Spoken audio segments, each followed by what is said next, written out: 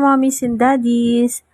Wala naman po akong panibagong recommendation ng diaper sa inyo. Ito po yung Mommy One Premium Japan quality na diaper siya, guys. Q-shape na rin siya and ganda yung kanyang quality. Ito ko ito, guys, for only 250. Meron siyang double leak guard protection. And then, soft, cottony, and breathable naman yung material na ginamit. Kaya, never nagka-rashes si baby.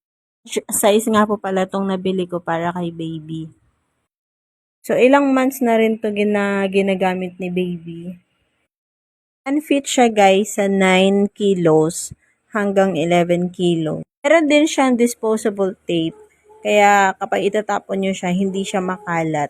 Kung gusto nyo siyang itry, ilalagay ko yung link sa comment section.